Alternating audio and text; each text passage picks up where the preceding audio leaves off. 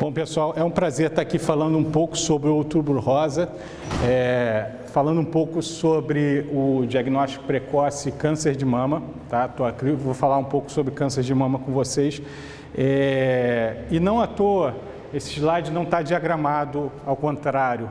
Mama vem antes de câncer, porque antes da mulher que adquire esse diagnóstico, ela tem uma mama, e a mama é muito além de um órgão estético, muito além de um órgão funcional. Ela é a expressão maior da feminilidade. Então, a gente vai ver que a importância da mama para uma mulher, um homem dificilmente consegue mensurar. O médico consegue isso ao longo do exercício da prática dele.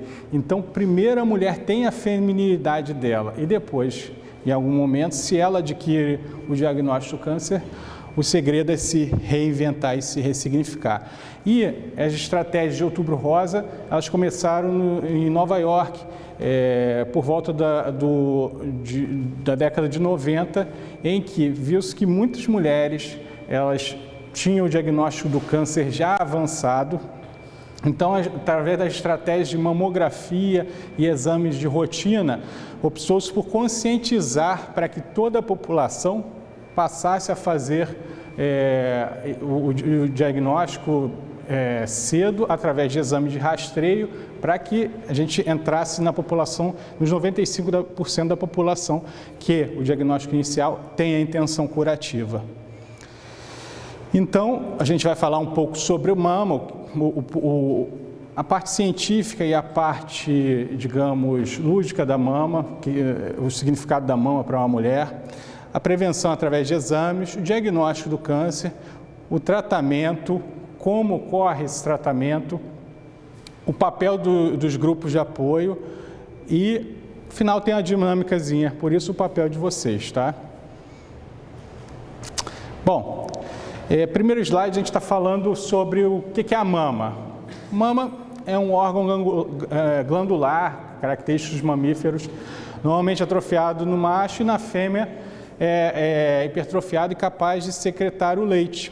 Essa é a definição de mama, qualquer pessoa no Google vê isso, mas a mama é muito além disso, como eu estava dizendo. A mama é a expressão maior da feminilidade, a expressão maior de uma mulher. Então, por isso, a ideia do diagnóstico precoce, para que esse órgão seja preservado, para que a gente consiga, quando for realizar algum procedimento, seja a gente perca o mínimo possível da mama. É a expressão maior da identidade feminina. E quando a mulher é acometida pelo câncer e é necessária a mastectomia, então a gente tem duas opções: a autocomiseração e a autopiedade, lamentar-se, levar essa situação dramática para a alma e arrastar isso para a vida, ou reinventar-se. Esse é o segredo maior que eu vejo todo dia através das minhas pacientes que têm o diagnóstico de câncer de mama. E reinventar-se é você transformar a sua dificuldade em algo que te dê prazer. Esse é um exemplo maior. Uma cicatriz que a dificultava, ela foi num tatuador e conseguiu fazer essa bela obra de arte. Isso é você conseguir se reinventar, através da própria dificuldade, você trazer algo maior. A gente sabe que o diagnóstico de câncer é dado por biópsia, e o que o câncer em si é? Uma proliferação anárquica, desordenada de células anormais que tiveram a mutação do DNA. Célula da própria mama, no geral, do ducto da mama, tem uma diferenciação, a mutação, e começa a fazer ali uma ilha de tumor. E o diagnóstico é dado por biópsia. Mas o que é o câncer na sua essência? É um dos incontáveis desafios da vida que aquela mulher, ela veio e vai passar. Então, nessas dificuldades, o medo é uma constante. O oncologista, ele lida com medo face a face o tempo inteiro. Os pacientes chegam para o oncologista, chegam com medo, chegam apavorados, chegam sensibilizados. Mas a gente aprende que o medo é uma importante ferramenta e um importante meio para mudança e para enxergar o que importa na vida. O medo nos faz refletir sobre o que realmente importa, sobre nossa família, sobre os nossos dias. Então, o diagnóstico do câncer, ele traz essa oportunidade. Eu vejo pacientes se transformar constantemente no consultório, chegam de uma forma na consulta, sozinhas, muitas vezes, daqui a pouco já estão com a filha, daqui a pouco estão com a filha e com o marido, daqui a pouco o diagnóstico do câncer passou a transformar elas. Eu tive um paciente com um diagnóstico de câncer de cólon que ele me falou, o câncer foi a melhor coisa que me aconteceu na vida, mas não porque o câncer realmente foi importante na vida dele, porque o câncer fez ele enxergar o que realmente importava, o que realmente valia. Então, é uma oportunidade única de melhoria. Então, e como tem essa frase aí que eu gosto muito de Chico Xavier, a dificuldade é o exercício do aperfeiçoamento. Quando você tem dificuldade, você se aperfeiçoa. E a gente sabe bem, a gente tem alguma dificuldade desde novos, tem dificuldade em matemática, você começa a se esmerar naquilo, você tem dificuldade de aprendizado de alguma função, você começa a se esmerar naquilo e você se aperfeiçoa. E se você continuar, você vai se realmente tornar muito melhor naquilo. Então, quais são os fatores de risco do câncer de mama? Esse talvez seja um dos principais slides aqui, para que a gente evite esses fatores de risco. Os fatores de risco, eles atuam na prevenção primária. O que é a prevenção primária? A prevenção antes de adquirir o câncer. Então, a prevenção primária é a prevenção antes do diagnóstico, antes de adquirir o câncer. A prevenção secundária, de mamografias, é quando você tem o diagnóstico de câncer e você precisa diagnosticar cedo.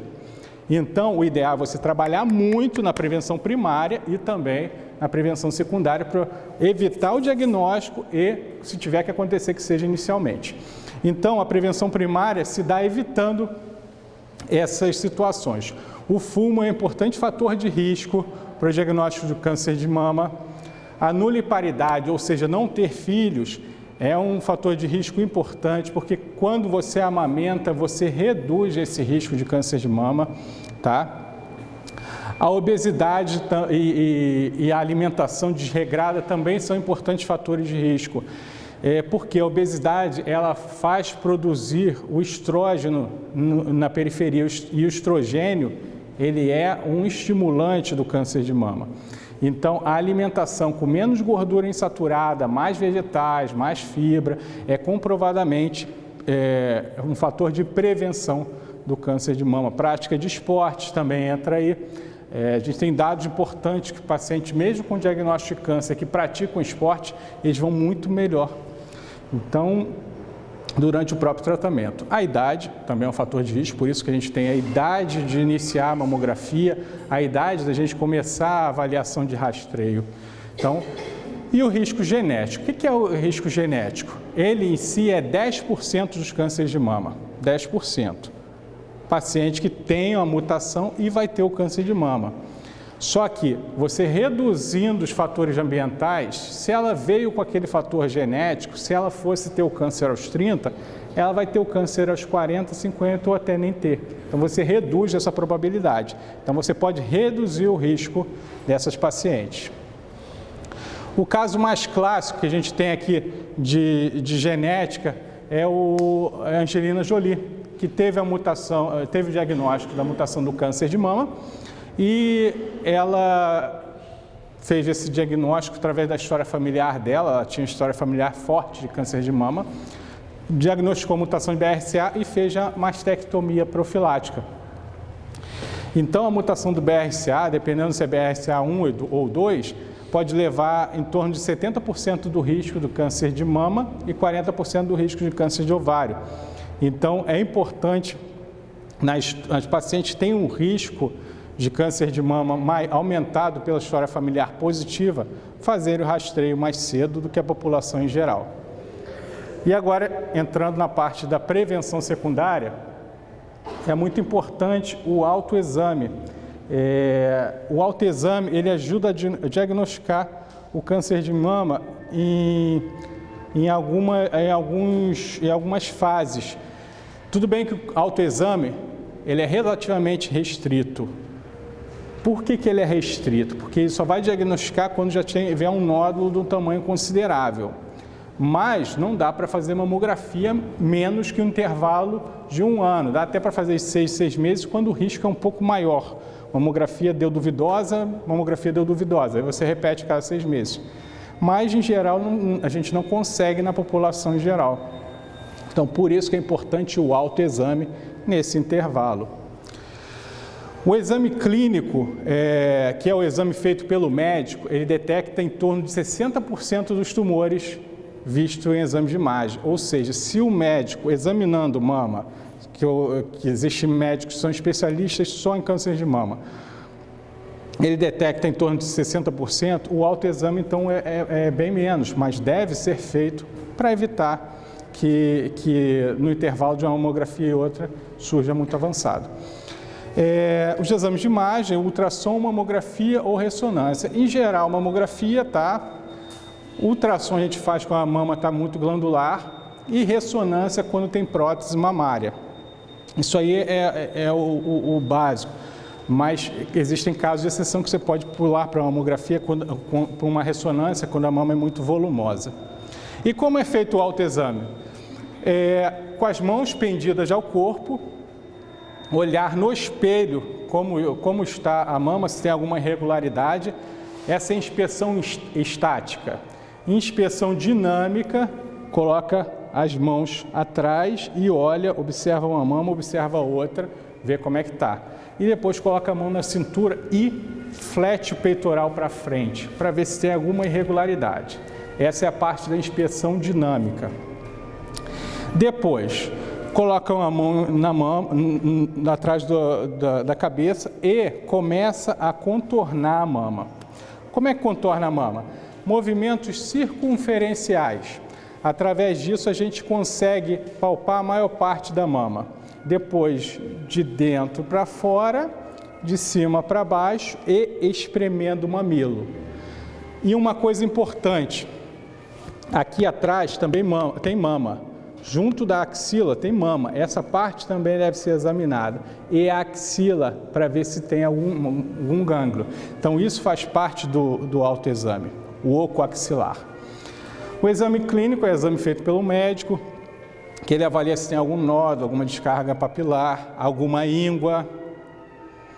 E a mamografia, ela rastreia e classifica de acordo com o risco do câncer. É um exame barato, mas não detecta 15% dos sintomas. Essa foto é justamente para ver como é que é a cadeia de drenagem linfática. Então, por isso que deve se palpar em volta da mama e aquela cadeia linfática, a gente vê que ela vai direto para a axila. Então, por isso a importância de palpar a axila. Porque o câncer inicia na mama, mas vai para o gânglio linfático. Então, é importante ver isso. A mamografia, segundo o Ministério da Saúde, recomenda de 50 a 69 anos. Isso na nossa prática clínica não é muito considerado. Por que o Ministério recomenda assim? Porque o nosso parque de aparelhos para realizar mamografia é muito pequeno. Então, se colocar aqui um pouco mais abaixo, demanda um parque um pouco maior que nós não temos. Se não temos nem para paciente de 50 a 69, quanto menos de 40 a 69. Mas na nossa prática clínica a gente já recomenda a partir de 40 anos. Por que essa recomendação? Porque a gente vê que as mulheres estão tendo câncer cada vez mais cedo, justamente pelos fatores que a gente passou a ter. Fatores estressores, do gênero, alimentação inadequada, falta de prática de esporte, não ter filho. Então, isso foram fatores que trouxeram o câncer de mama para fases mais iniciais. Agora, a mãe teve câncer de mama. Teve câncer de mama, por exemplo, abaixo dos 50 anos já é um fator de risco. A mãe teve câncer de mama abaixo de 50 anos. A filha deve considerar fazer o rastreio a partir dos 30, para que a gente pegue em fase inicial. Se, por acaso, tem o diagnóstico BRCA mutado, e aí o rastreio vem para mais baixo ainda, 25 anos. Lembrando que a mutação de BRCA é o principal fator de risco. E se tiver duas mamografias que estiverem ok, BIRADS 1 ou BIRADS 2, a gente já pode passar a cada 2 anos. Então, ele reduz a mortalidade em 15% a 25%, ou seja, 1/4 das pacientes que fizer câncer de mama, de cada 100, 25 vão ter uma redução de mortalidade importante, sem diagnósticos. Essa é a classificação de BIRAD. Essa talvez seja uma coisa importantíssima para gravar. Por quê? Acho que das maiores tristezas que você vê algumas vezes são pacientes que fazem o exame, tiveram o diagnóstico e não foram atrás de tratamento. Então, às vezes a gente pensa, poxa, poderia ter resolvido de forma mais fácil. O BIRAD 0, ele fala especificamente, tem algo aqui, eu não sei o que é.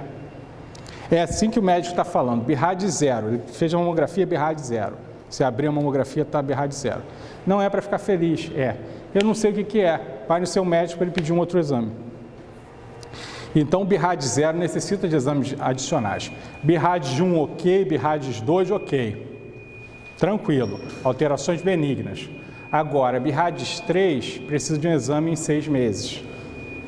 Tem que repetir o exame. É baixa a probabilidade de ser algo maligno? É bem baixa. É bem baixa. Entretanto, é necessário esse exame em 6 meses. Agora, BIRADs 4 e 5 necessita da biópsia. Por que eu estou falando dessa categoria de BIRADs que é acessível a qualquer um no Google? Porque muitas vezes a gente não tem acesso a médicos tão fácil. O posto de saúde está cheio, o médico está sem tempo de olhar e muitas vezes isso vai auxiliar. Basta dar um Google que vai ter essa tabela de BIRADs. Não estou recomendando de forma alguma deixar de levar o exame, mas muitas vezes quando a gente tem um gap muito no atendimento médico, um gap muito grande, isso pode ajudar. Então a gente não deve esperar sintomas para o câncer de mama. Esse é o principal da palestra. Alterações de pele, descarga papilar ou linfadenopatias, ínguas, são sintomas já avançados. E o câncer de mama também tem tendência a uma disseminação óssea. Essa é uma cintilografia que mostra as captações onde foi o câncer metastatizou. Então, o rastreio tem que ser frequente, mas não se deve esperar sintomas. O autoexame e rastreio deve ser uma frequência na paciente de 40 a 70 anos. O estadiamento, ou seja, teve diagnóstico de câncer, saber se ele está avançado, é basicamente com exames de tomografia, ressonância, um PET em caso de dúvida ou cintilografia, para saber se o câncer se espalhou ou não. E os tratamentos locais, basicamente, quais são? Aí a gente vê a foto de uma mama, que a primeira é quando você tira só o pedaço do câncer, a segunda é quando você tira o pedaço e mais de alguma margem, a terceira é um quadrante, quadrantectomia, e a quarta, mastectomia, quando tirou a mama toda. É justamente o que o médico não quer, porque é uma cirurgia um pouco mais mutiladora, mas em casos avançados a gente não tem como fugir, tá? Então a cirurgia, ela pode ser mastectomia total ou conservadora, como foram as 3 primeiras. Isso aqui é um aparelho de acelerador linear de radioterapia. Muitas vezes a gente vai precisar do auxílio da radioterapia depois da cirurgia, principalmente se a cirurgia preservou a mama. É necessário fazer a radioterapia. E os tratamentos sistêmicos, eles vão de quimioterapia, hormonioterapia, terapia-alvo e terapia anti-HER2. Então são tratamentos para evitar que a doença volte ou se a doença disseminou para tentar frear ela. O tratamento sistêmico ele é definido em neoadjuvante antes da cirurgia, adjuvante depois da cirurgia ou paliativo quando a doença já disseminou. Em qualquer tipo de câncer, se a doença saiu de órgão de origem, a gente tenta frear, essa é a intenção, tá?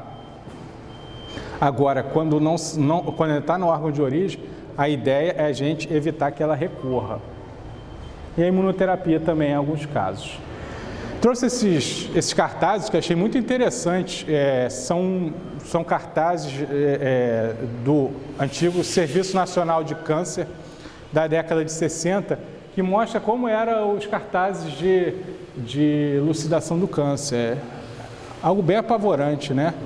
É bem diferente, né? E por isso a gente tem esse trauma também do câncer até hoje. a gente vê esse tipo de cartazes, é bem dramático, né? Então a gente vê o quanto isso está enraizado na sociedade. Hoje a gente tem algo diferente. Essa é uma, para mim, das campanhas mais belas de câncer de mama que o INCA fez, mostrando as mulheres como verdadeiras guerreiras que o são. Então o câncer de mama é uma oportunidade para reinventar-se.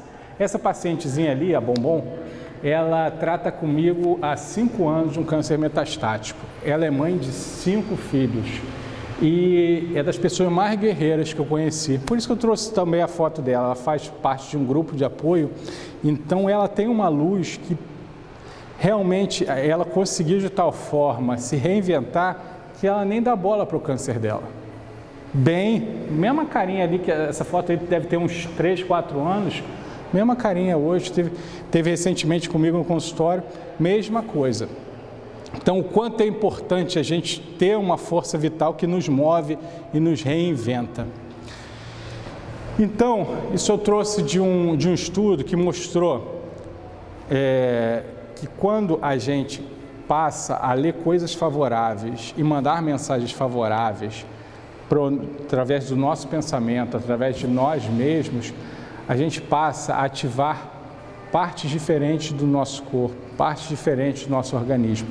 Então, as mensagens de gratidão atuam no sistema límbico, atuam no aumento da serotonina e aumentam a imunidade.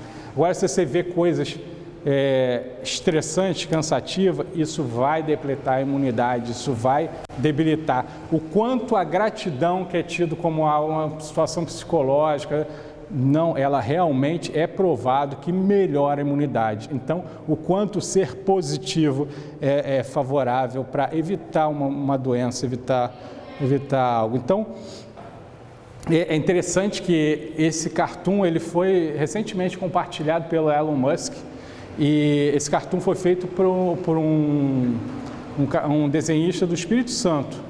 Então, você vê o quanto a gente tem gênios, né? Ele definiu aqui muito bem.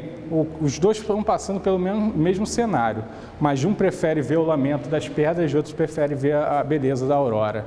Então, olha a diferença do que a gente pode escolher todo dia para nós. Então, agora a gente vai fazer uma pequena dinâmica. Essa folhinha que está na mão de vocês, vou pedir para vocês pegarem essa folhinha, tá? E queria que vocês sacudissem no alto, com toda a energia de vocês, essas folhinhas. Pode sacudir, pode sacudir. Isso, sacode com toda a força, toda a raiva, todo o ódio, tudo que vocês têm em mim. Isso. Agora queria que vocês amassassem a folha. Exatamente. Depois de amassar essa folha, vocês vão inserir ela, abre um pouco ela, abre uma ponta dela, isso, abre uma ponta e coloca na mão, assim, exatamente, e entrega para quem está do seu lado. O quanto a gente consegue transformar o ódio em algo favorável.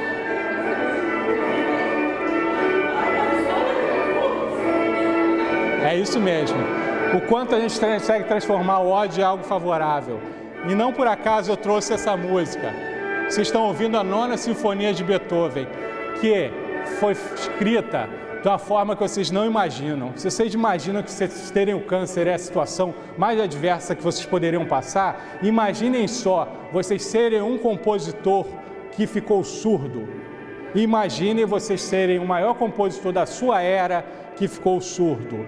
Daí ele começou a se tornar fechado e as pessoas começaram a o julgar, porque estava cada vez mais fechado, mais triste, e ele continuava indo para a floresta e voltando, indo para a floresta e voltando.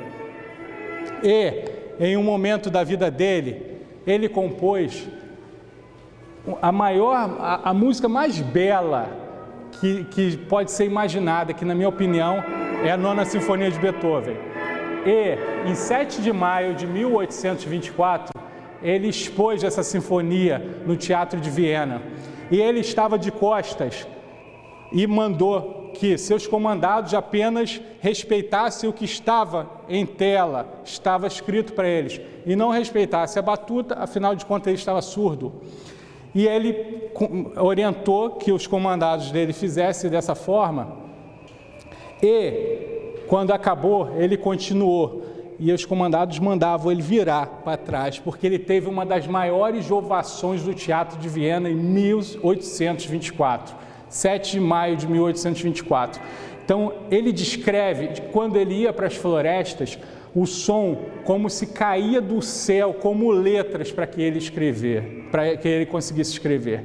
Então, vocês imaginem a capacidade de superação dessa pessoa. Ele se tornou surdo e conseguiu compor uma das maiores sinfonias. Então, entendam, tudo que passar por vocês não é maior que a ligação que vocês tiverem com Deus na sua alma. Então, tendo paz, paz gera gratidão e gratidão gera saúde. Nunca esqueçam dessa mensagem. E fica com isso, fica essa mensagem. Câncer de mama tem 95% de cura se descoberto cedo. Então, levem isso na alma. Tá ok? Obrigado, pessoal. Obrigado.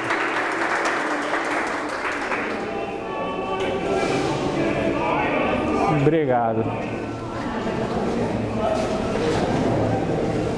Pessoal, se vocês quiserem perguntar alguma coisa, fiquem muito à vontade, tá?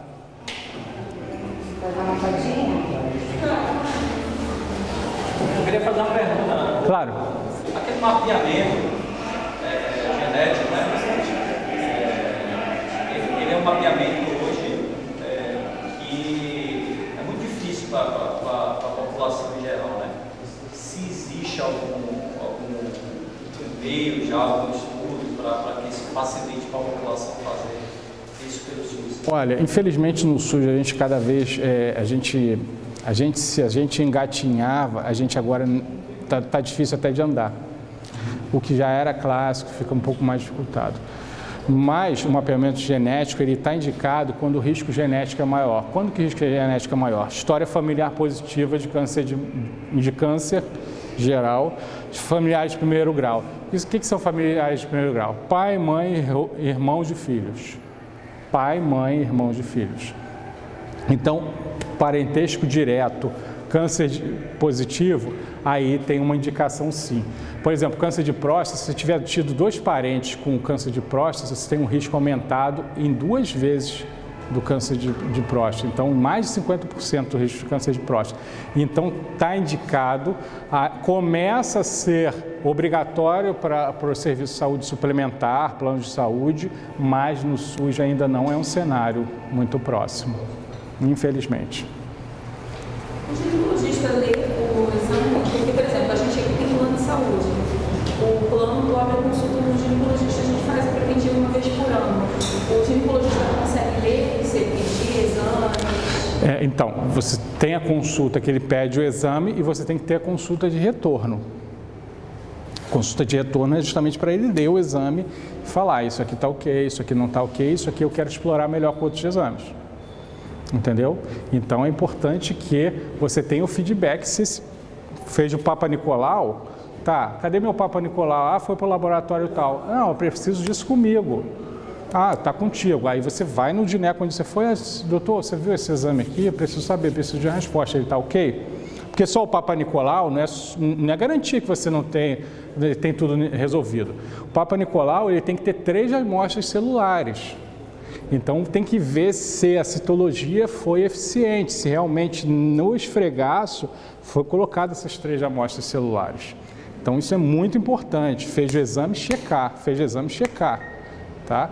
E se com vocês, muitas vezes é mais difícil, imagina, eu tive recentemente uma paciente que antes da pandemia colocou prótese e ela teve o diagnóstico do câncer de mama e ela não pegou o resultado. Não pegou, porque ela só foi colocar mama, então aquele tecido todo é mandado para a patologia, é analisado, tem que saber se deu tudo ok, e ela não pegou. Extremamente esclarecida, enfim, esposa de um aviador, e não pegou. Infelizmente, já passou a ter um câncer bastante avançado, porque não pegou. Tudo que sai do seu corpo, ele tem que ser analisado por um médico patologista. Então, exceção é dente, mas o resto, tudo, saiu do teu corpo, vai para uma laboratório de patologia. Tem que checar o resultado disso. Tem que ver. A saúde de vocês tem que ter domínio de você. O médico checou. Não, quero saber se o médico checou. Pega o seu papel e leva lá. Doutor, viu? Tá tudo ok. Aí mesmo que ele fale assim, tá tudo ok. Pronto, ele viu. Tá tudo ok. Tá.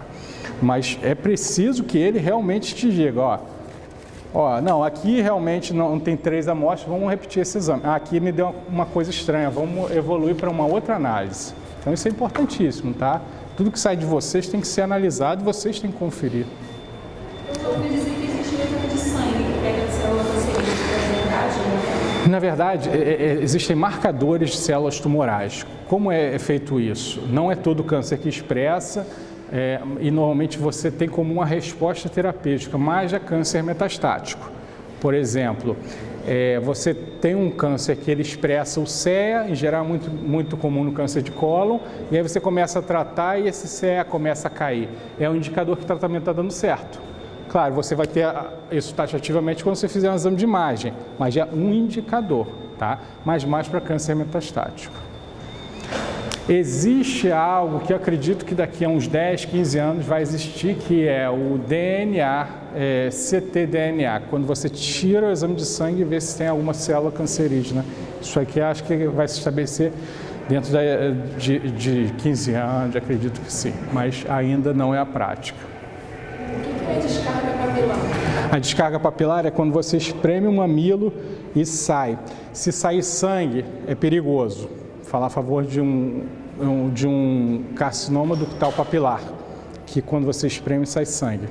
Então isso é perigoso, aí precisa, se espreme, sai um pouquinho de secreção, normal, é o que deve acontecer.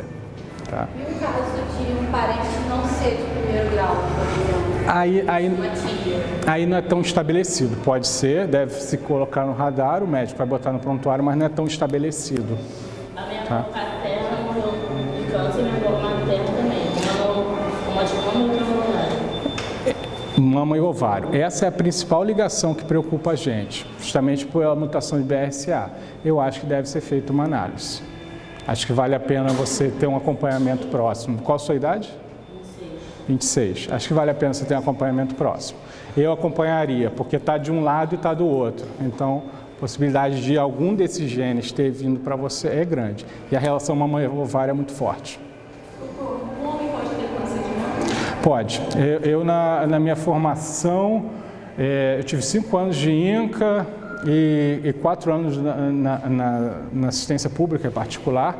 Eu tive um caso de câncer de... 1%, exatamente. E muito relacionado mais à bebida, por conta daquilo que a gente falou.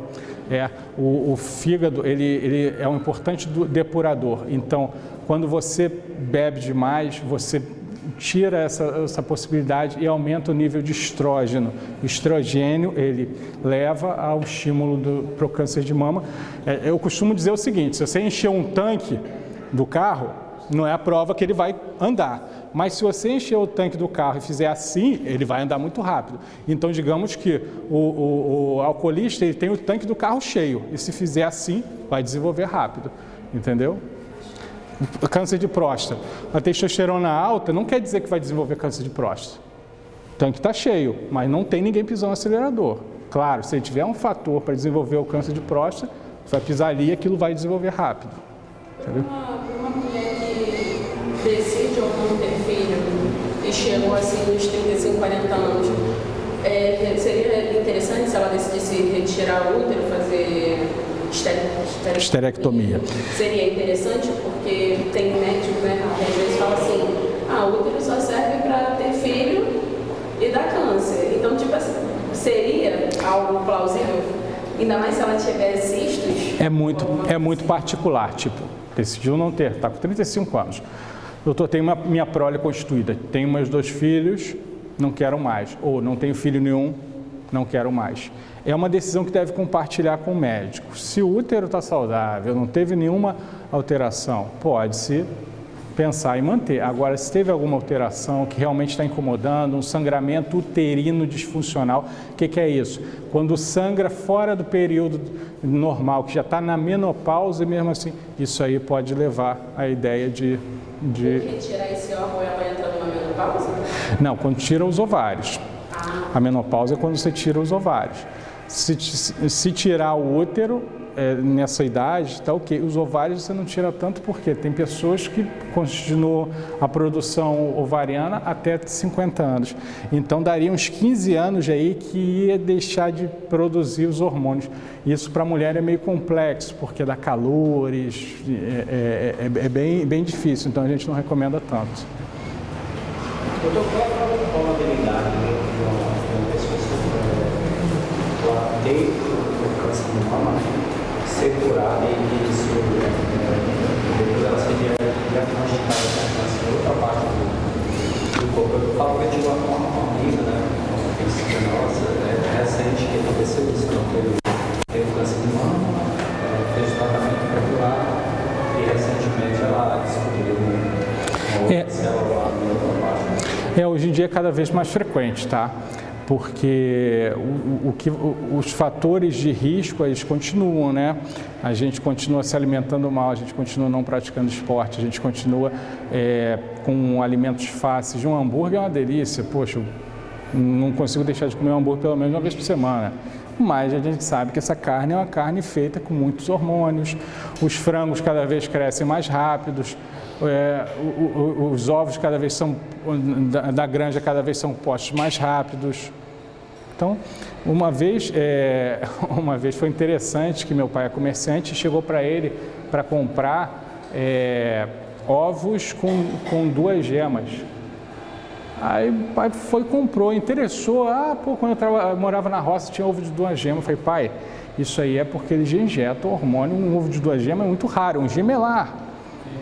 Quantas mulheres têm gêmeos? Muito raro. Assim como um ovo de 2 gemas é muito raro. Eu falei, isso aí provavelmente eles injetam hormônio na galinha e a galinha passa a fazer gemelares. Aí ele... Entendeu? Aí você imagina, isso foi só uma situação. Imagina o quanto a gente recebe de hormônio comendo ovos de granja e tudo mais. Então, infelizmente, é algo que a gente tem que ter pela vida que a gente tem na sociedade, na cidade. Não tem como a gente ter uma galinha que a gente cria no banheiro, mas é um risco que a gente passou a ter. Faz sentido. Porque a pessoa se tratou, ficou curada, ela vai e volta a ter. Então, depende muito dos fatores de risco. Se for um tumor inicial, o risco de metástase dele é menor. Indo para o câncer de mama, se ele tiver HER2 positivo, ele tem um potencial de metástase rápido. Se ele for triplo negativo, ele tem potencial de metástase rápido. Então, tem fatores que são biológicos do tumor e do tamanho, digamos. Então, depende muito do tipo de tumor. Entendeu?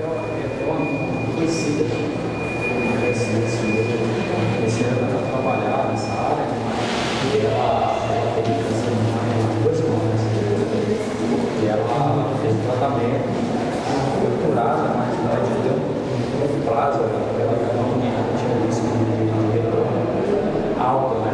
Quando chegou, acho que há pouco tempo, ao ano todo, ele retornou. Entendi. Já estava com resultado, mas eu acho que no máximo 2 anos, né? Varia muito. Varia muito.